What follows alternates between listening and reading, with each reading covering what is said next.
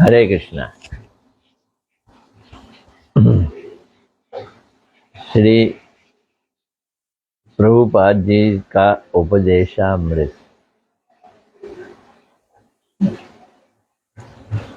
आज रिकॉर्डिंग में थोड़ी सी डिले हो गई, देरी हो गई। समय का पता नहीं चलता। कल तो कर ही नहीं पाया। क्यों नहीं कर पाया? कल एक कार्यक्रम में जाना पड़ गया किसी के घर में, 11 बजे निकला था, तो इसलिए नहीं हुई। आज किसी चीज काम के कारण थोड़ा सा लेट हो गया, इसलिए लेट हो गई। आप लोग सोच रहे होंगे शायद आज भी नहीं होगी, और कल तो जूम होनी है, तो वही 11:20 और 11:30 के बीच में करूँगा। वही टाइम सूट करता है। चलो, पहले प्रणाम।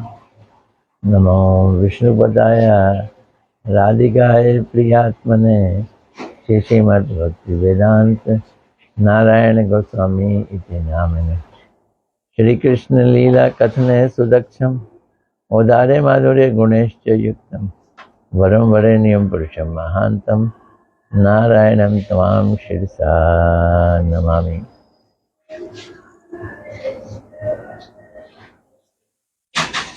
तो शुरू करते हैं। और कहते हैं देर हुई है, अंधेर नहीं है, कोई बात नहीं।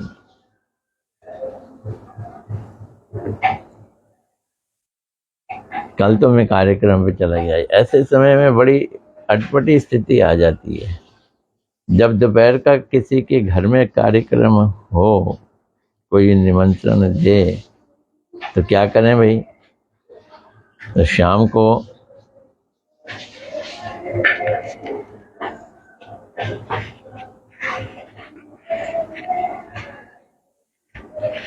कार्यक्रम छोड़कर फिर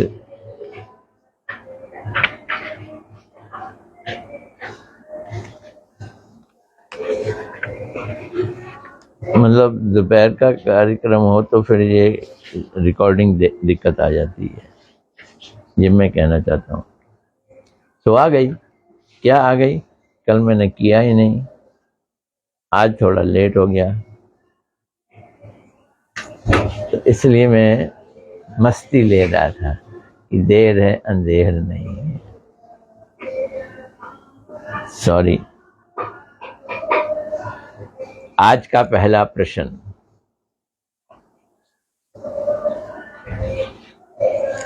क्या प्रश्न है आज का? आज का प्रश्न है, हमारा मंगल कैसे होगा? छोटा सा प्रश्न।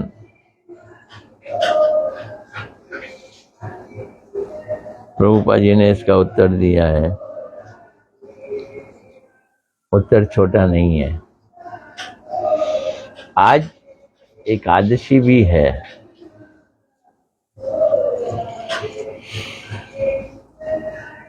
महाद्वादशी वाली एकादशी है, और आज वामन भगवान का आविर्भाव दिवस भी है।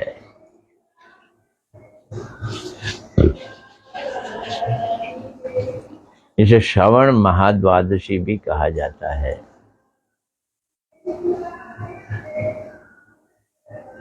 वामन भगवान किस लिए आए थे?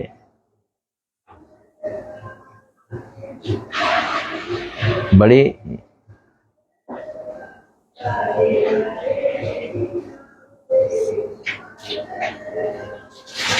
समझने सुनने जैसी कथा है, वो भी मैं थोड़ी सी सुना देता हूँ।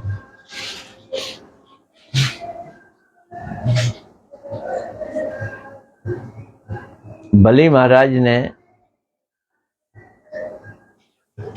अपने गुरु शुक्राचार्य के द्वारा बड़े यज्ञ किए और ब्राह्मणों को खूब दान दिया, ब्राह्मणों को बहुत संतुष्ट किया।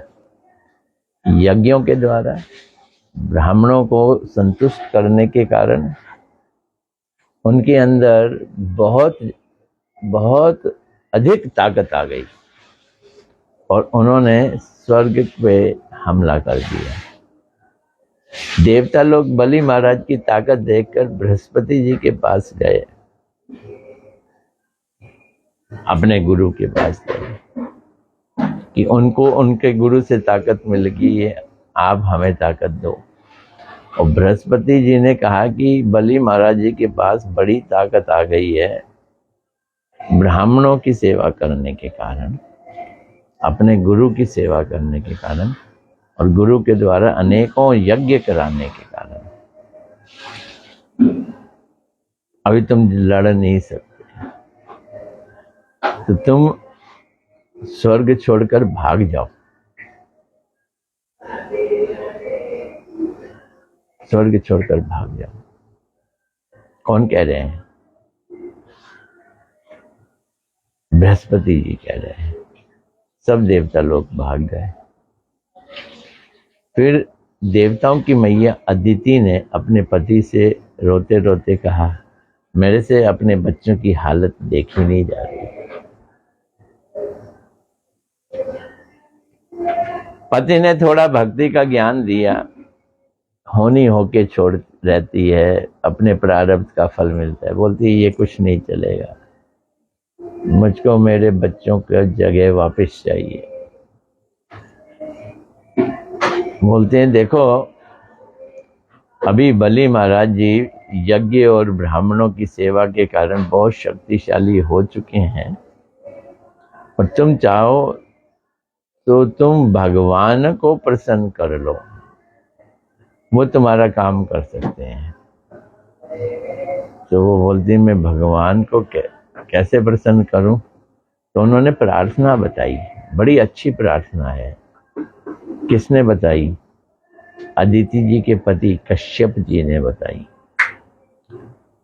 और पयोव्रत धर्म को पालन करने की बात कही। पयोव्रत धर्म, दूध पी पी कर खाली, और उसने किया, अदिति ने किया। भगवान प्रसन्न होकर उसके सामने आ गए, भगवान प्रसन्न होकर उसके सामने आ गए। तो वही भगवान जब प्रसन्न होकर सामने आ गए, उन्होंने कहा कि मैं तेरा पुत्र बनता हूं और पुत्र के रूप में कैसे बनेंगे पुत्र?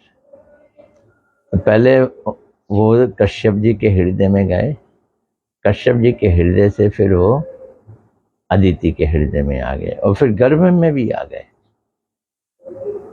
गर्भ में ब्रह्मा जी ने स्तुति भी की और फिर एक दिन वो प्रकट हो गए और चतुर्भुज रूप में प्रकट हुए, जिस रूप में उन्होंने सुतपा और प्रश्नि को दर्शन दिए थे, उसी रूप में उन्होंने अदिति को भी दर्शन दिए। कश्यप जी भी थे पास में, और फिर वो वामन का ब्रह्मचारी का रूप धारण कर लिए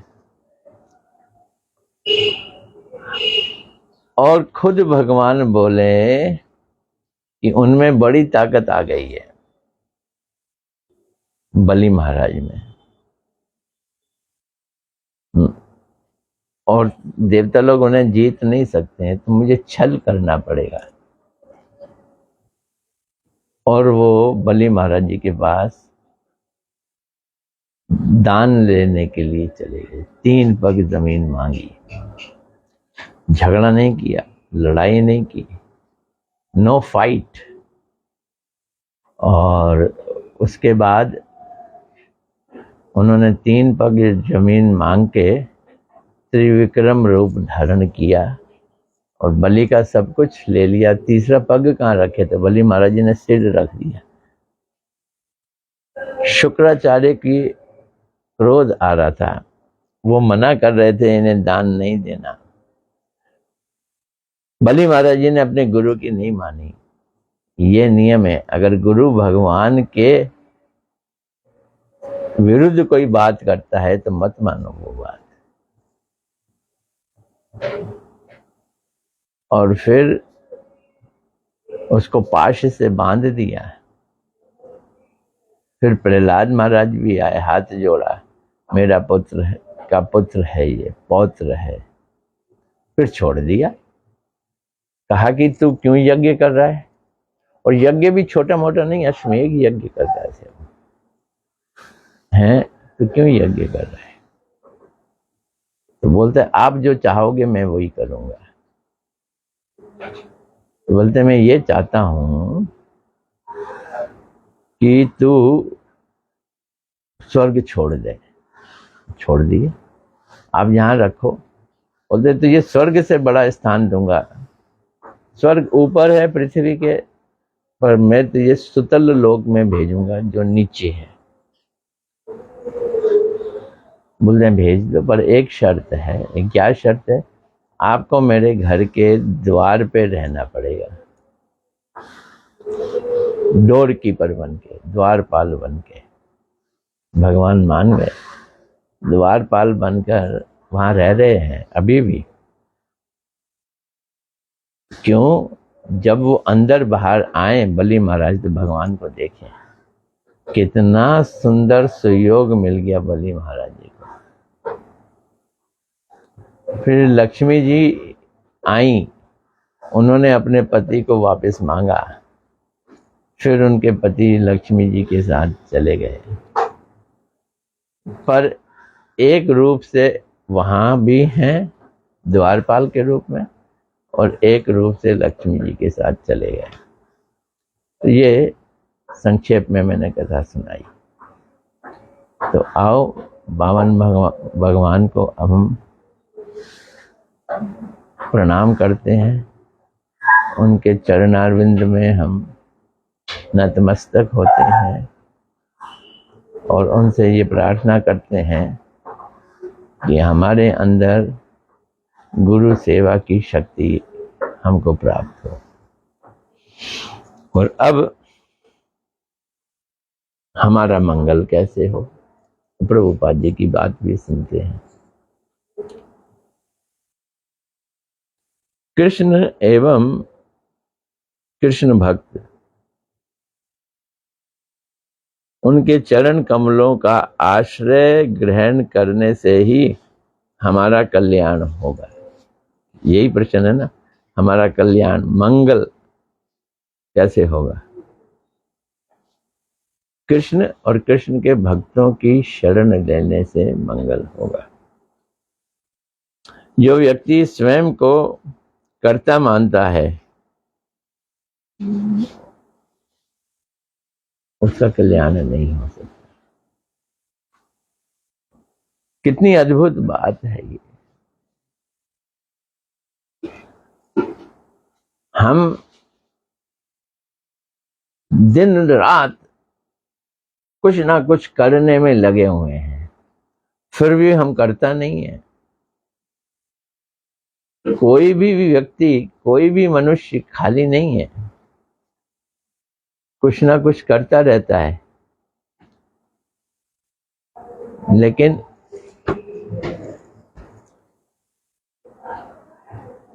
वो करता नहीं है।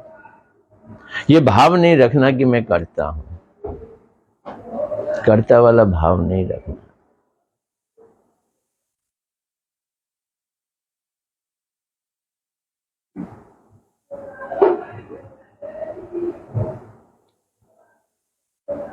आत्मा की वृत्ति को प्रकाशित करने के लिए शुद्ध भक्तों का संग अत्यंत आवश्यक है। बड़ी अच्छी बात है। हमारे जीवन की सफलता इसमें है कि हम आत्मा की वृत्ति को प्राप्त करें। वृत्ति मैंने आदत, स्वभाव, नेचर। जो आत्मा का स्वभाव है, जो नेचर है, उसको हम प्राप्त करें। अभी आत्मा अपने नेचर के उलट चल रही है, उल्टी चल रही है। श्री कृष्ण के चरण कमलों की सेवा के अतिरिक्त सब कुछ अमंगल ही अमंगल है। तो श्री कृष्ण के चरण कमल मंगलकारी हैं और उनसे हट जाओ तो अमंगल ही अमंगल है। धर्म, अर्थ, स्त्री, प्रतिष्ठा एवं मोक्ष की कामना, ये भक्ति नहीं है। कई लोग इन्हीं चीजों के लिए भक्ति करते हैं। यदि हमारे प्रत्येक कार्य में पद पद पर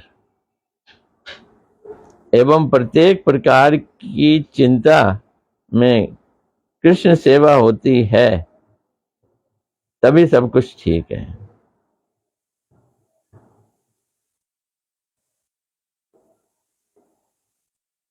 यानी जो भी हम चिंतन करें, चिंता करें, कृष्ण सेवा के लिए करें तो कल्याण होगा, तो सभी कुछ ठीक है। इसी से हमारा कल्याण होगा। आगे क्या कह रहे हैं सुनो। कह रहे हैं अपने कल्याण के इच्छुक लोगों को असली साधुओं की खोज करनी चाहिए।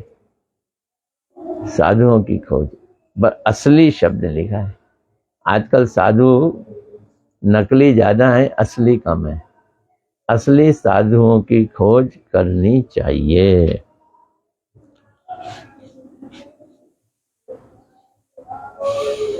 रुकावट क्या है? ये आलस्य रुकावट है। मैं ये महसूस करता हूं, आलस्य हमेशा रुकावट बनता है।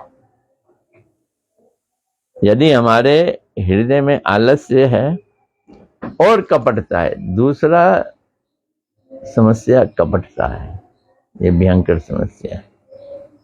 आलस्य, कपटता या अनेक प्रकार की कामनाएं रहेंगी तो हम वैसे ही साधु या गुरु प्राप्त करेंगे जैसे हमारी आदत है। कैसी आदत है? कपटी साधु मिलेंगे, आलसी साधु मिलेंगे और कामी साधु मिलेंगे। जैसे हम हैं वैसे ही हमारे को साधु मिलेंगे। श्री कृष्ण का कीर्तन करने वाले कृष्ण के प्रिय वैष्णव ही गुरु होते हैं। तो फिर गुरुदेव कौन है? कृष्ण को चाहने वाले गुरुदेव होते हैं।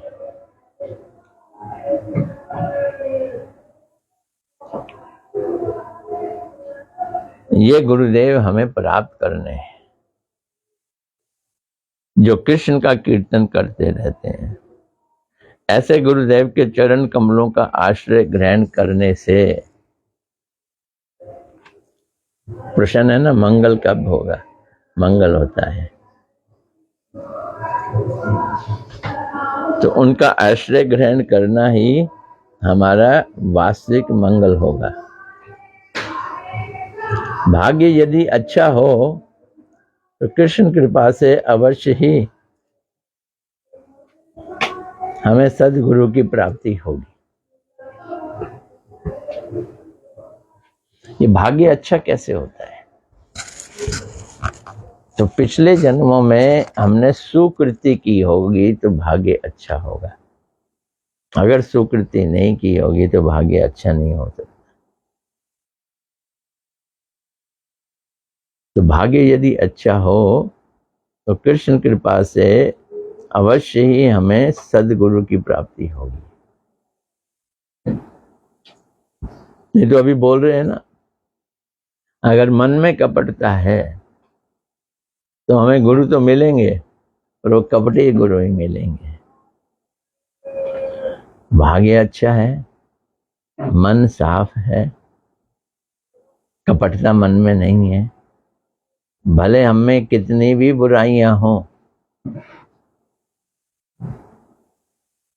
हमको सदगुरु की प्राप्ति होगी।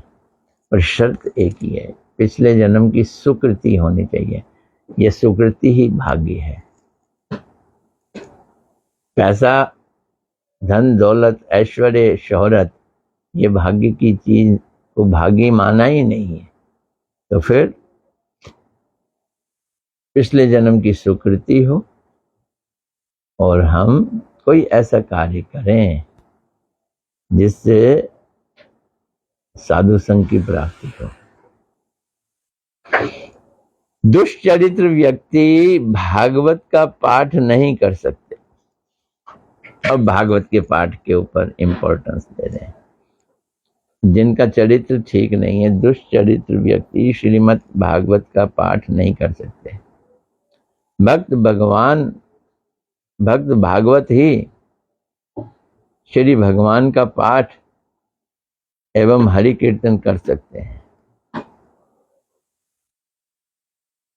उसके लिए भक्त होना बड़ा जरूरी है। किसका भक्त होना? भगवान का भक्त होना जरूरी है। चरित्रहीन व्यक्ति जिसके अंदर अनेकों अभिलाषाएं हैं, जिसे हम अन्य अभिलाषा कहते हैं, चरित्रहीन व्यक्ति जो अन्य अभिलाषी है और दंभ से भरा हुआ है। दाम्भिक व्यक्ति के मुख से हरि कथा अमृत नहीं निकलेगी, निकल ही नहीं सकती है। ये जो कुछ कहते हैं वो विष ही होता है। लगता है हरि कथा कह रहे हैं, मुख से हरि कथा निकाल रहे हैं, लगता है कथा अमृत, लेकिन वो कथा अमृत नहीं, कथा विष होगा। उनके मुख से विष ही निकलेगा। इसलिए जिस किसी के मुख से भागवत को और भागवत के अंदर की हरि कथा को सुनना ही नहीं चाहिए, नहीं सुनना चाहिए।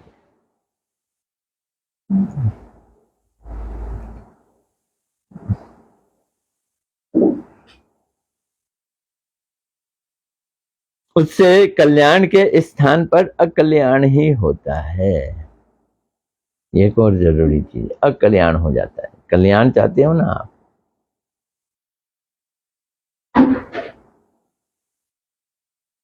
गुरु त्यागी एवं गुरु सेवा विमुख व्यक्ति, उसका संग छोड़ दो भैया, बिल्कुल संग छोड़ दो।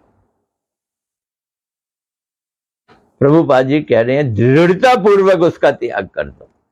दृढ़ता पूर्वक ऐसे व्यक्ति को कभी नहीं मिलना।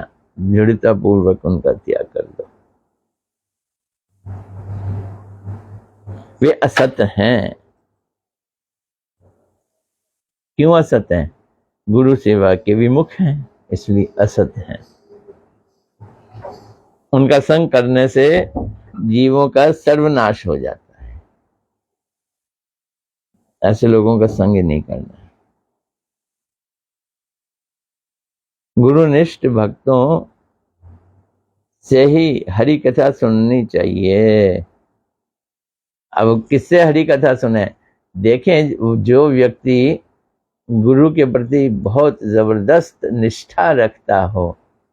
हमारे गुरुदेव कहते थे गुरु निष्ठा ही भक्ति की रीढ़ की हड्डी है, बैकबोन है। अगर गुरु निष्ठा नहीं है तो आदमी बिना बैकबोन के हो गया, वो तो लुझ हो जाएगा, भक्ति होगी नहीं उससे। ये बड़ा जरूरी है।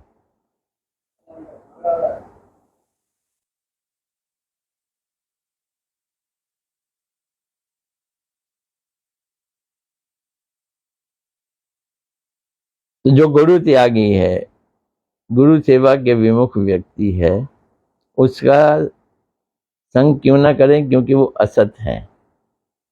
उनका संग करने से जीवों का सर्वनाश हो जाता है।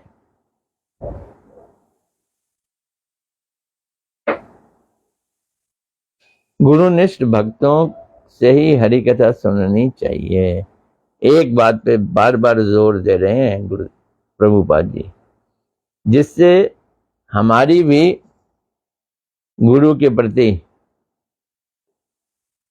एवं नाम के प्रति निष्ठा हो जाए। गुरुनिष्ठ लोग अगर हम उनके साथ संग करेंगे तो हमारे अंदर गुरु के प्रति निष्ठा पैदा होगी। हरि एवं गुरुदेव के चरण कमलों में हमारी शरणागति होगी। हृदय में दृढ़ता, बल एवं साहस आएगा। ऐसे निष्किंचन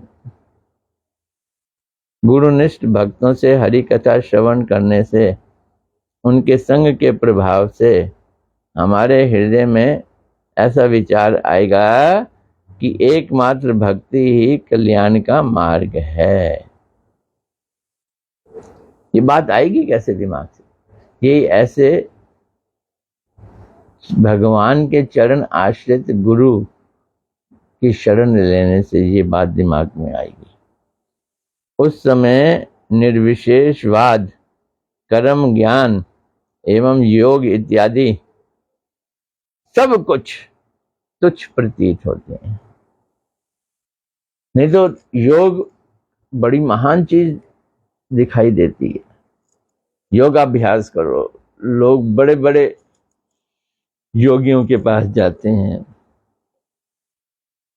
ज्ञान का रास्ता अपनाओ, ध्यान लगाओ, यज्ञ करो, इसी में तो हमारी अनुरक्ति है। ये कोई भी चीज भक्ति नहीं है, इससे भगवान प्राप्त नहीं हो सकते।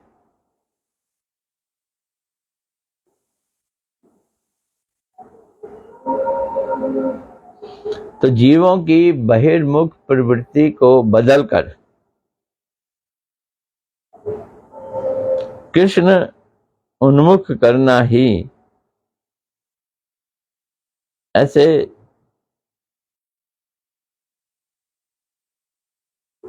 जीवों का उद्देश्य है। जीवों की बहिर्मुख प्रवृत्ति को बदलकर कृष्ण उन्मुख करना ही उनका एकमात्र कार्य और कर्तव्य है।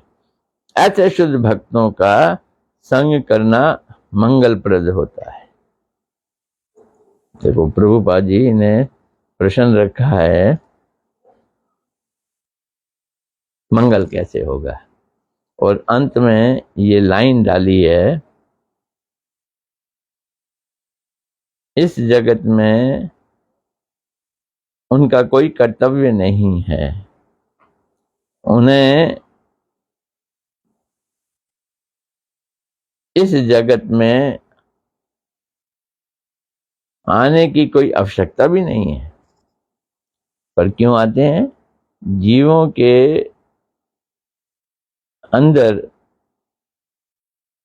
जीवों की बहिर्मुख प्रवृत्ति को चेंज करके, बदलकर कृष्ण उन्मुख करना ही उनका एकमात्र कार्य है। इसी के लिए वो जगत में आए, गुरुदेव हमारे भगवान के द्वारा भेजे गए हैं। तो ऐसे शुद्ध भक्तों का संग ही मंगलप्रद होता है। तो आज ये एक ही प्रश्न है, थोड़ा लंबा था, और थोड़ा सा आज वामन भगवान की हमने स्मृति कर ली, उनका चिंतन कर लिया, उनकी चर्चा कर ली। आज इतना ही। तो कल 11:20 11:25 के करीब मिलेंगे, और मैं जूम पे भी आऊँगा और फेसबुक पे भी होऊंगा। तो आप लोग जूम पे आइए। जूम है IGBT TV. Zoom IGBT TV में जूम का वो दिया गया है, क्या कहते हैं, लिंक। वो लिंक ले लेना या मुझे फोन कर देना, मैं फोन पे लिंक भेज दूंगा। हरे कृष्णा। आज देखें कौन कौन आया है। लास्ट वाले से शुरू करते हैं। तो मीनू अरोड़ा वो आई हैं। अमृता सेन हरे कृष्णा, मीनू जी हरे कृष्णा, अमृता जी हरे कृष्णा, इंदुमती दासी, अच्छा यही शायद कल मिली थी मुझे, हरे कृष्णा दंडवत प्रणाम। मनीष मानो हरे कृष्णा दंडवत प्रणाम। और हमारी अंशिता दुग्गल जी हरे कृष्णा दंडवत प्रणाम। मीना शर्मा हरे कृष्णा दंडवत प्रणाम। कल 11:20 के करीब 11:25 11:20 मिलते हैं। जूम पे भी मिलेंगे। जूम पे करने से वो शायद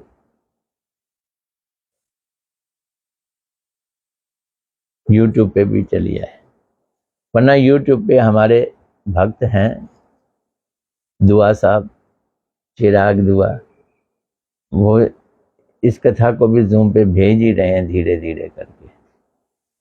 आज इतना ही। हरे कृष्णा कृष्णा कृष्णा हरे हरे, हरे राम राम राम हरे हरे।